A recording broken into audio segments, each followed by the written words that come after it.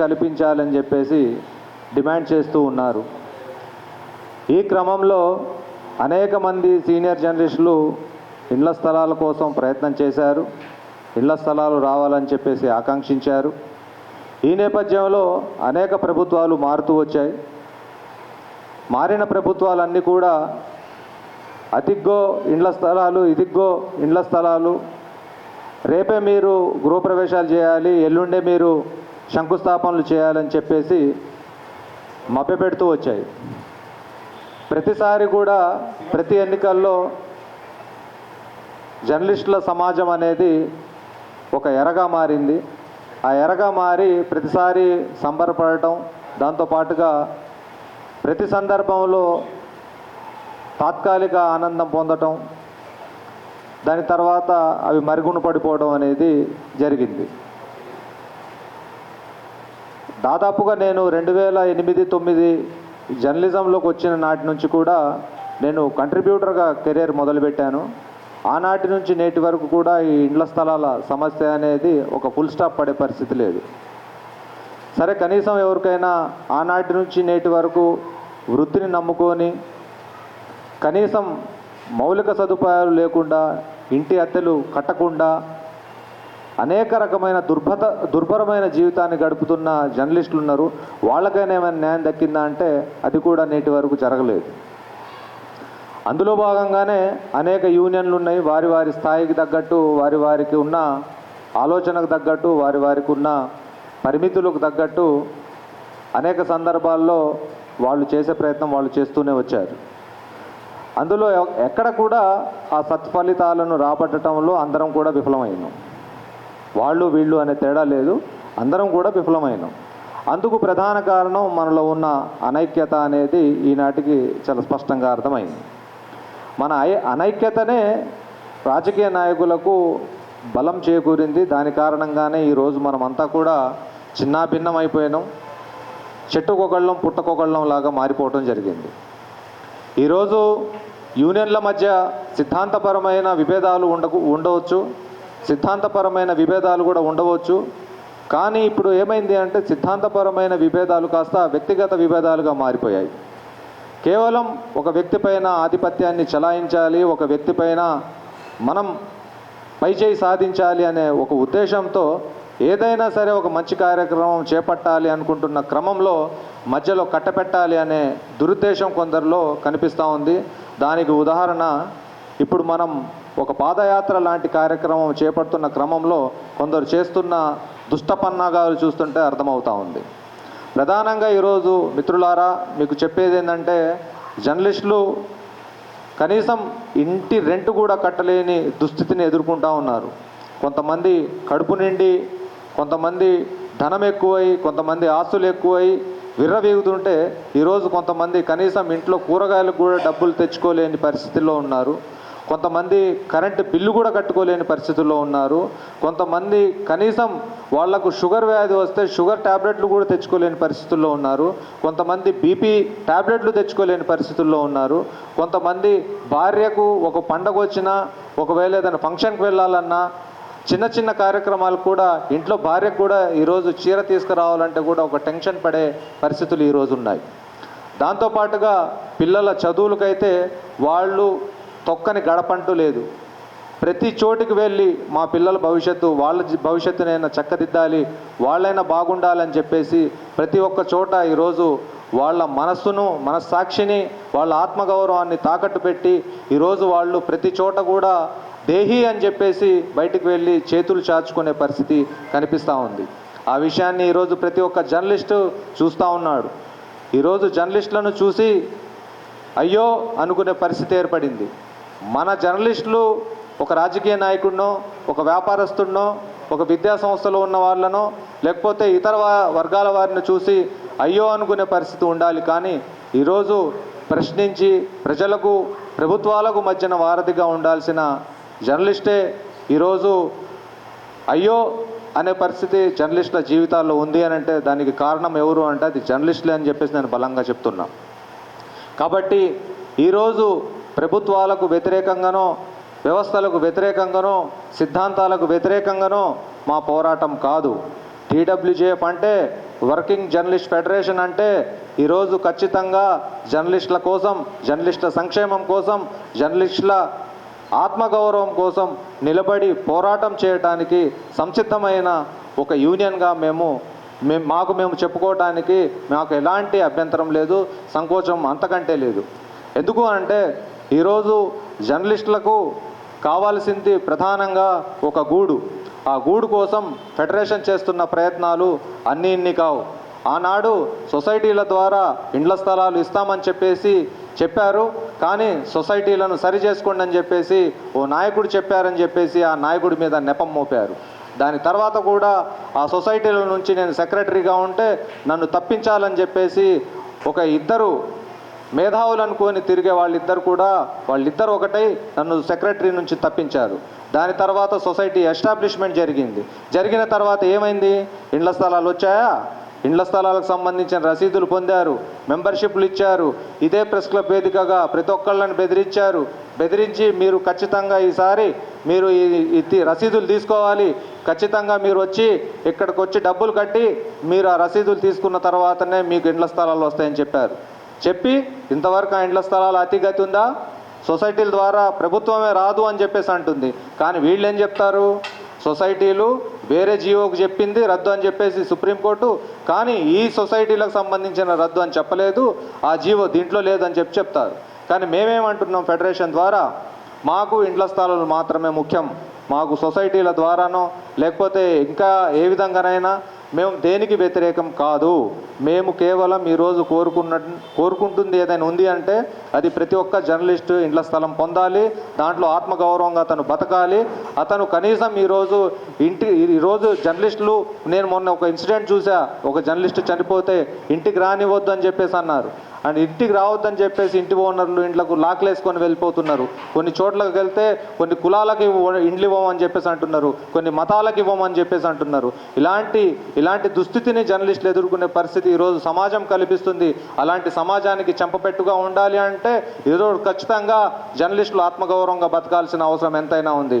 Journalist ఆత్మగౌరవంగా బతకాలి అంటే ప్రధానంగా అతనికి ఒక నివాసం అనేది ఉండాలి. ఆ నివాసమే మనిషికి ఆత్మగౌరవం లాంటిది. అలాంటి నివాసం కోసం ఈరోజు మేము కృషి చేయడం కోసం ఈరోజు షోయబుల్లా ఖాన్ని రజాకార్ల ప్రభుత్వం, నైజాం ప్రభుత్వం ఎంతో కర్కశంగా అతన్ని నిర్బంధించి అతన్ని కూని చేసిన రోజు వర్ధంతి రోజు ఆగస్టు 22వ తేదీ.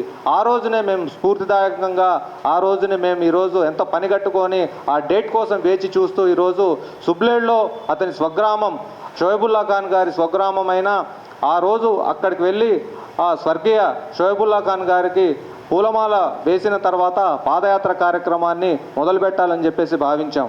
పాదయాత్ర మొదలుపెట్టి ఈరోజు ప్రతి ఒక్క మండలంలో ఉన్న జర్నలిస్టులకు చైతన్యం కల్పించి జర్నలిస్టులందరూ కూడా వాళ్ళు ఐక్యతగా ముందుకొచ్చి స్థానికంగా ఉన్న తహసీల్దార్ కార్యాలయాల్లో కూడా మెమోరాండం కార్యక్రమాలు చేపడతాం. ప్రతి మండల కార్యక్రమంలో జరిగే పాదయాత్రతో పాటు అక్కడున్న స్థానికంగా ఉన్న తహసీల్దార్ని కలిసి మెమోరాండం ఇచ్చి స్థానికంగా ఎక్కడైతే ప్రభుత్వ భూమి ఉందో, ఎంతమంది అర్హులైన జర్నలిస్టులు ఉన్నారో వాళ్ళందరికీ ఇళ్ల స్థలాలు ఇచ్చే విధంగా అక్కడున్న తహసీల్దార్ని కూడా కోరటం జరుగుతుంది. కాబట్టి ప్రతి ఒక్క జర్నలిస్టు ఈరోజు తమ యొక్క హక్కుల కోసం ఒక యూనియన్గా మేము ముందుకొచ్చి పోరాటం చేస్తూ ఉంటే ఆ యూనియన్కి సహకరించాలని చెప్పేసి ప్రతి ఒక్క జర్నలిస్టు సోదరుణ్ణి నేను మనస్ఫూర్తిగా విన్నవించుకుంటున్నా.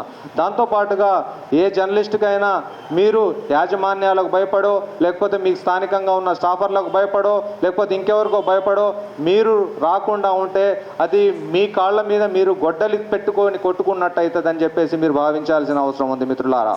ఎందుకు అనంటే ఈరోజు మీకు యాజమాన్యాలు ఇండ్ల స్థలాలు ఇవ్వవు, మీకు లేకపోతే స్థానికంగా ఉన్న స్టాఫ్ రిపోర్టర్ మీకు ఇండ్ల స్థలాలు కల్పించరు. మీరు పనిచేస్తున్నారు కాబట్టి మీకు అక్రిడేషన్ కార్డు వచ్చింది. అక్రిడేషన్ కార్డు అనేది ఎవరి జేబులో నుంచి కొనిచ్చేది కాదు, లేకపోతే తీసిచ్చేది కాదు. మీకు ప్రభుత్వం కల్పించిన హక్కు, మీకు ప్రభుత్వం కల్పించాల్సిన రాయితీలు మీకు చెందాలి అని అంటే ఆ అక్రిడేషన్ కార్డు ఉండాలని చెప్పేసి ఒక క్రైటీరియా పెట్టింది. ఈ క్రమంలో మీకు అక్రిడేషన్ వస్తే ఆ అక్రిడేషన్ ఎవరో ఇచ్చినట్టుగా భావించి ఆ అక్రిడేషన్ కార్డు సాకుగా చూపెట్టుకొని మీరు భయభ్రాంతులకు లోనై భయభ్రాంతులకు గురై మీరు దాక్కోవాల్సిన అవసరం లేదు. ఈ ఇండ్ల స్థలాలు కేవలం శ్రీనివాస్ రెడ్డికో, కదీర్కో, లేకపోతే చక్రవర్తికో, నాగేందర్ రెడ్డికో, ఇంకా ఎవరికో ఫలానా వ్యక్తుల కోసం కాదు. ఈరోజు జర్నలిస్ట్ అనేవాడు ఖచ్చితంగా ఇండ్లు కట్టుకోవాలి అంటే ఇండ్ల స్థలం కావాలి. అది గ్రామీణ స్థాయిలో కానివ్వండి, మండల స్థాయిలో కానివ్వండి, ఈరోజు జిల్లా స్థాయిలో కానివ్వండి, ఎక్కడ హెడ్ క్వార్టర్ ఉంటే అక్కడ ఇండ్ల స్థలాలు ఇవ్వాలని చెప్పేసి ఒక ఫెడరేషన్గా ఈరోజు మేము డిమాండ్ చేసి ముందడుగు వేసి వస్తూ ఉంటే, ఈ పాదయాత్ర ఎవరినో బదనాం చేయడం కోసం చేస్తున్నారు, ఈ పాదయాత్ర ఎవరినో నిర్వీర్యం చేయడం కోసం చేస్తున్నారు, దీని వెనుక కుట్ర ఉంది అని చెప్పేసి జర్నలిస్టు సమాజాన్ని తప్పుదో పట్టించే వాళ్ళందరూ కూడా ఈరోజు వాళ్ళ గుండెల మీద చేసుకొని ఆత్మ పరిశీలన చేసుకోవాల్సిన అవసరం ఉంది. ఎందుకు అనంటే ఈరోజు జర్నలిస్టుల సమాజం కోసం ముందడుగు వేసి వస్తున్న వారిని ప్రోత్సహించకుండా మీరు ఈరోజు జర్నలిస్టులను ఒక యూనియన్ చేస్తుందని చెప్పేసి ఆ క్రెడిట్ మీకు దక్కదని చెప్పేసి క్రెడిట్ల తాపత్రయం తప్ప మీకు ఎక్కడ కూడా నిఖార్సైన జర్నలిస్టులకు ఈరోజు ఇండ్ల స్థలాలు రావాలని చెప్పేసి మీరు ఎక్కడ కోరుకోవటం లేదని మీ జర్నలిస్టులే మీ యూనియన్ వాళ్ళు చెప్పుకోవటం ఈరోజు చాలా సిగ్గుచేటుగా మీరు భావించాలి.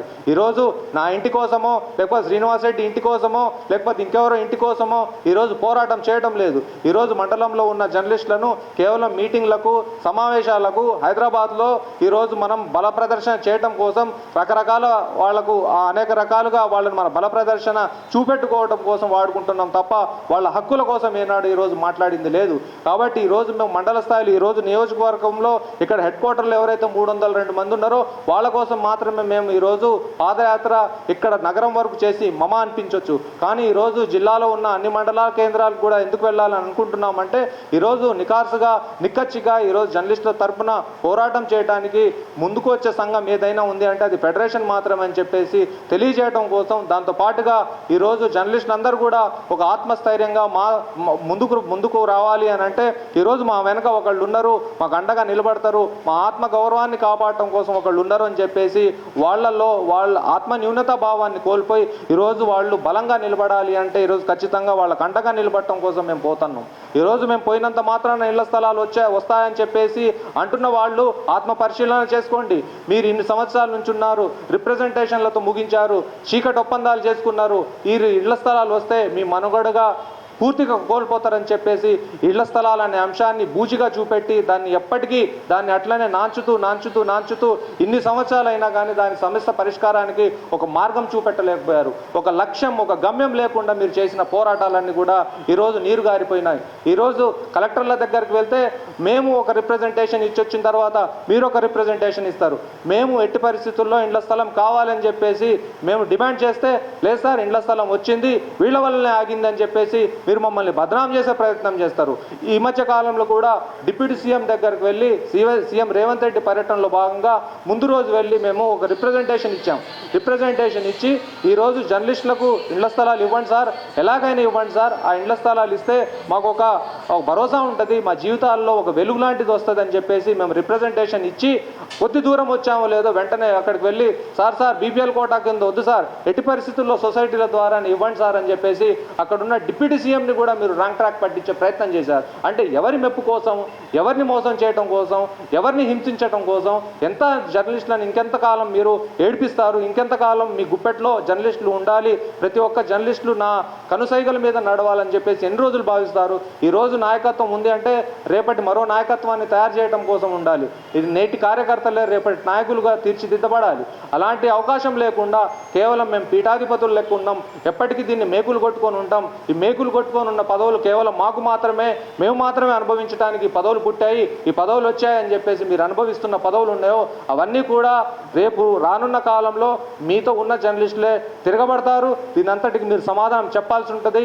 కాబట్టి జర్నలిస్టు మిత్రులారా, నేను నాయకులు ఎవరిని కూడా నా సంబంధించిన పాదయాత్రలో రమ్మని చెప్పేసి కోరడం లేదు. మీరు నాయకులుగా ఎవరు రాకండి, ఎవరైతే వస్తారో వాళ్ళు నిజమైన హక్కుదారులు ఎవరైతే ఉన్నారో, నిజంగా జర్నలిస్టుల బతకలేక కనీసం సామాన్యమైన వేరే ఉద్యోగం చేసుకోలేక ఈరోజు ఇండ్ల స్థలం లేక కనీసం ఇంటి రెంట్ కట్టలేక అనేక రకాల ఇబ్బందులను ఎదుర్కొంటున్నారో నిజమైన హక్కుదారులు ఎవరైతే ఉన్నారో, ఎవరైతే ఈరోజు మీరు ఇంటి కోసం పోరాటం చేయాలని చెప్పేసి మీరు భావిస్తూ ఉన్నారో, ఇంటి అవసరం ఎవరికైతే ఉందో వాళ్ళు ప్రతి ఒక్కళ్ళు సవినయంగా నేను కోరేది ఏమంటే వాళ్ళు ముందుకొచ్చి మాతో అడుగు కలిపి వాళ్ళు ఈ అంశాన్ని ప్రభుత్వం తెలుసుకునే విధంగా జర్నలిస్టులు ఈ స్థాయిలో ఒక జిల్లాలోనే ఉన్నారు అని అంటే రాష్ట్ర స్థాయిలో ఏ విధమైన పరిస్థితులు ఉన్నాయి, ఇంకా హెడ్ క్వార్టర్ లాంటి పరిస్థితుల్లో లివింగ్ ఆఫ్ కాస్ట్ అనేది ఎక్కువగా ఉంటుంది, అక్కడ జర్నలిస్టుల పరిస్థితులు ఏ విధంగా ఉంటాయి, ఈరోజు మండల స్థాయిలోనే జర్నలిస్టులు బతకలేని పరిస్థితులు ఉన్నాయంటే ఇక హెడ్ క్వార్టర్ లాంటి ప్రదేశాల్లో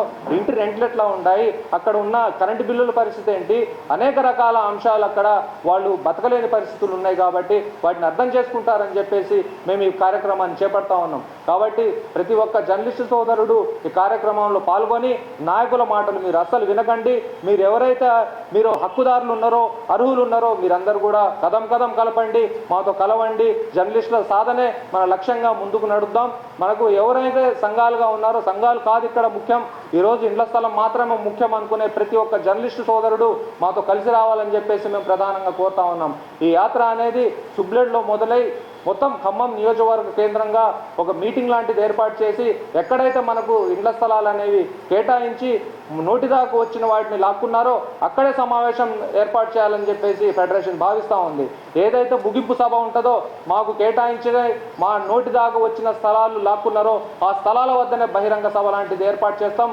జర్నలిస్టులతో కలిసే ఏర్పాటు చేస్తాం. ఏ రాజకీయ పార్టీ మద్దతు కోరం, ఏ రాజకీయ పార్టీ దగ్గరికి దేహి అని చెప్పేసి వెళ్ళాం. ఈరోజు ప్రతిపక్షంలో ఉన్న వాళ్ళు రేపు అధికార పక్షం కావచ్చు, నిన్నటిదాకా ప్రతిపక్షంలో ఉన్న వాళ్ళు ఈరోజు అధికార పక్షం కావచ్చు. మాకు ఎవరితో కూడా శషభిషలు లేవు, ఎక్కడ కూడా ఎవరితో తారతమ్యాలు లేవు, ఎవరితో విభేదించేది లేదు, ఎవరిని విద్వేషించేది లేదు. కేవలం ఈరోజు మేము పోరాటం చేస్తున్నామంటే అది కేవలం మా హక్కు కోసం మాత్రమే పోరాటం చేస్తున్నాం. మా విధి విధానాలు తెలుపుతున్నాం. మా విధి విధానాలు చాలా స్పష్టంగా ఉన్నాయి. మేము ఏ ప్రభుత్వానికి వ్యతిరేకంగానూ కాదు. ప్రభుత్వం గతంలో ఇచ్చిన ఏదైతే మాకు హామీలు ఉన్నాయో వాటిని నెరవేర్చండి అయ్యా మహాప్రభు అని చెప్పేసి వేడుకోవటం కోసం, వాటిని గుర్తు చేయడం కోసం ఈరోజు మేము బయటికి వస్తూ ఉన్నాం. మమ్మల్ని గుర్తించి, మా పాదయాత్రను గుర్తించి, జర్నలిస్టుల జీవితాలను గౌరవించి వాళ్ళ ఆత్మగౌరవాన్ని కాపాడాలనుకునే నాయకులు ముందుకొచ్చి మాకు ఒక స్పష్టమైన హామీ ఇచ్చి మా యాత్రకు ఫలితంగా జర్నలిస్టుల జీవితాల్లో వెలుగులు నింపాలని చెప్పేసి ఫెడరేషన్ భావిస్తూ ఉంది. ఇందుకు జిల్లా వ్యాప్తంగా అనేక చోట్ల నుంచి మాకు మంచి స్పందన వస్తూ ఉంది. రాష్ట్రం నుంచి కూడా అనేక జిల్లాల నుంచి అనేక మంది మాట్లాడుతూ ఉన్నారు. ఇక్కడ కూడా జర్నలిస్టుల కోసం పాదయాత్ర లాంటి కార్యక్రమాలు జరగలేదు. ఎంతసేపటికి వెళ్ళి వ్యక్తిగతంగా మంత్రులను కలవటం, ఎమ్మెల్యేలను కలవటం, తహసీల్దార్లను కలవటం, ఆర్డీఓలను కలవటం, డిఆర్ఓలను కలవటం, కలెక్టర్లను కలవటం, రకరకాల అంశాలు ఈ మాత్రమే జరిగాయి. కానీ ఇంతవరకు జర్నలిస్టులకు సంబంధించి ఒక నిర్దిష్టమైన కార్యాచరణ చేపట్టి దాన్ని విజయం సాధించాలని చెప్పేసి ఎవరు భావించలేదు. కాబట్టి అన్న మిమ్మల్ని మేము స్ఫూర్తిదాయకంగా తీసుకొని రానున్న రోజుల్లో రాష్ట్ర వ్యాప్తంగా అనేక జిల్లాల్లో మాకు యూనియన్లకు అతీతంగా మేము ముందడుగు వేసి ఇలాంటి కార్యక్రమాలు చేపట్టి నాయకులకు జోరీగల్లాగా ప్రతిరోజు ఇలాంటి కార్యక్రమాల ద్వారా వాళ్లకు ఖచ్చితంగా వాళ్ళు ఈ అంశాలను పరిగణలోకి తీసుకొని ఇండ్ల స్థలాలు ఇచ్చే వరకు నిరంతర పోరాటం కొనసాగుతుందని చెప్పేసి మాకు వాళ్ళు అండగా ఆత్మస్థైర్యాన్ని నింపుతున్న పరిస్థితులు మాకు కనిపిస్తూ ఉన్నాయి. ప్రతిరోజు ఒక స్టేటస్ పెడితే వందల మంది ఇర్రెస్పెక్ట్ ఆఫ్ ఏమంటారు ప్రొఫెషన్ అంటే వివిధ శాఖల్లో ఉన్న వాళ్ళు, పోలీస్ వర్గాల దగ్గర నుంచి మొదలుకుంటే, రెవెన్యూ వర్గాల దగ్గర నుంచి మొదలుకుంటే మీ హక్కుల కోసం మీరు చేస్తున్న పోరాటం ఏదైతే ఉందో ఇది హర్షణీయం అని చెప్పేసి అంటున్నారు. కానీ జర్నలిస్టుల సమాజంలో చూస్తే నాయకులకు, పెత్తందారులుగా మారిన నాయకులకు ఎవరైతే ఉన్నారో వాళ్లకు జీర్ణం కావటం లేదు. అక్కడికి వెళ్ళి మంత్రుల దగ్గరికి వెళ్ళి సార్ ఇది మీకు నెగిటివ్గా చేస్తున్నారు, సార్ ఇది మీకు మీ కాన్స్టిట్యున్సీ నుంచే మొదలు పెట్టడానికి కారణం ఏంటి, మీకు ఇక్కడ అవమానం చేసే విధంగా ఉంది, మీ ఉనికిని కోల్పోయే విధంగా చేస్తున్నారు, మీకు చెడ్డ పేరు వచ్చేలాగా చేస్తున్నారని చెప్పేసి అంటున్నారు. మీరు ఒక్కసారి జర్నలిస్టుల బతుకులతో ఏ విధంగా ఆడుకుంటున్నారో ఈ మాటలు చెప్పి ఎన్ని రోజులు కళ్ళబొల్లి మాటలు చెప్పి మీరు బతికిడుస్తారనేది మీరు ఒకసారి ఆత్మ పరిశీలన చేసుకోండి. పెద్దగా మాట్లాడినంత మాత్రాన పెద్ద మనిషి కాలేవు, చిన్నగా మాట్లాడినంత మాత్రాన చిన్న మనిషి కాలేడు. ఈరోజు ఒక వ్యవస్థలో తమ హక్కులు సాధించుకోవడం కోసం ముందడుగు వేసి వచ్చేవాడు మాత్రమే ఈరోజు నాయకుడిగా చలామణి అవుతాడు. రానున్న కాలంలో కూడా అతనికి మాత్రమే పట్టం కడతారనే విషయాన్ని ఎవరైతే సీనియర్లు అని చెప్పేసి అనుకుంటున్నారో వాళ్ళందరూ గుర్తుపెట్టుకోవాలి. కాబట్టి జర్నలిస్ట్ మిత్రులారా మీరందరూ ఈరోజు మన ఇండ్ల సాధన ఎందుకు, మన జీవితాలు ఏ విధంగా ఉన్నాయి, మనం ఎందుకు ఈ విధమైన దుస్థితిని ఎదుర్కొంటా ఉన్నాం, గతంలో ఉన్న జర్నలిజానికి ఈ రోజు ఉన్న జర్నలిజానికి ఉన్న వ్యత్యాసం ఏంటి, గతంలో మన మాటను గౌరవించిన నాయకులు ఈరోజు ఐ డోంట్ కేర్ అంటున్నారు. ఈరోజు నాయకుల ఇండ్ల మొత్తాల దగ్గరికి వెళ్ళి నిలబడితే కనీసం లోపలికి రమ్మని పిలిచే పరిస్థితి లేదు. ఇండ్ల మొత్తాల దగ్గరికి వెళ్ళి ఎందుకు నిలబడాల్సిన పరిస్థితులు వస్తున్నాయి? ఎందుకు అని అంటే మన దగ్గర అలాంటి పరిస్థితి లేదు. వాళ్ళని విభేదించే పరిస్థితి లేదు. కాబట్టి ఈరోజు మేము ఒకటే స్పష్టం చేయదలుచుకున్నాం, ఈరోజు ఉన్న ప్రభుత్వాన్ని మేము విమర్శించడానికో వ్యతిరేకించడానికో మొదలైన పోరాటం కాదు. కేవలం గతంలో జర్నలిస్టుల కోసం ఇచ్చిన హామీని గుర్తు చేయడం కోసం ఈ ప్రభుత్వం ఎప్పుడైతే ఇళ్ల స్థలాలు ఇస్తుందో ఈ ప్రభుత్వాన్ని మేము నెత్తిన పెట్టుకొని మోస్తామని చెప్పేసి కూడా ఈ సందర్భంగా తెలియజేస్తా ఉన్నాం. ఈ ప్రెస్ మీట్కి వచ్చి ఈ కవరేజ్ ఇవ్వడానికి ముందడుగు వేసి వచ్చిన ప్రతి ఒక్క జర్నలిస్ట్ మిత్రుడికి ప్రత్యేకమైన ధన్యవాదాలు. దాంతోపాటుగా ప్రతి ఒక్క జర్నలిస్ట్ మిత్రుడు ఈరోజు మీ దగ్గర ఉన్న ఎవరైతే మీతో ఎవరైతే బాగా క్లోజ్గా ఉంటారో, ఎవరైతే మీకు బాగా దగ్గరగా ఉంటారో, యూనియన్లకు అతీతంగా ప్రతి ఒక్క మిత్రుడు కూడా తరలిరండి. మీ సమస్య మన సమస్య, మనందరి సమస్య, మనందరం కలిస్తేనే ఐక్యత, అదే బలం. ఆ బలంతోనే మనం ఏదైనా సాధించుకోగలుగుతామని చెప్పేసి నేను భావిస్తూ ఉన్నా, ఫెడరేషన్ భావిస్తూ ఉంది. అందుకే ఈరోజు ఈ కార్యక్రమాన్ని చేపడుతున్నాం. 22వ తేదీన ఉదయం 8:30 గంటలకు జుబ్లెంట్ నుంచి మా యాత్ర కొనసాగి ఖమ్మం నియోజకవర్గ కేంద్రంలో ఆ యాత్ర ముగించే ముందు కూడా ఒక రోజు ముందు ప్రెస్ మీట్ లాంటిది ఏర్పాటు చేస్తాం. దానికి సంబంధించింది కూడా ఎవరెవరు వస్తారో ఆ టైంలో ఎవరెవరు వ్యక్తిగతంగా వచ్చి సంఘీభావం తెలిపితే ఎవరిని కాదనేది లేదు. ఎవరి దగ్గరికి వెళ్ళి మాకు సంఘీభావం తెలపండి అని చెప్పేసి మేము కోరేది లేదు. ఎక్కడైతే సమావేశాలు ఏర్పాటు చేస్తామో అక్కడ మేము ఎవరిని విమర్శించడానికో లేకపోతే ద్వేషించడానికో కాదు. మేము కేవలం ఏదైతే ప్రభుత్వం హామీ ఇచ్చిందో ఆ హామీని గుర్తెరిగి మా సమస్యలను పరిష్కార మార్గం చూపెట్టే విధంగా వాళ్ళని విన్నవించుకోవడం కోసం ఇదొక మార్గంగా మేము ఎంచుకున్నాం. కాబట్టి సహృదయంతో అందరూ దీన్ని అర్థం చేసుకొని మాకు తోడ్పాటునివ్వాలని చెప్పేసి మనస్ఫూర్తిగా కోరుకున్నాం. థ్యాంక్ యూ మిత్రులారా. ఎనీ క్వశ్చన్స్ ఎవరైనా ఉన్నా అడగొచ్చు.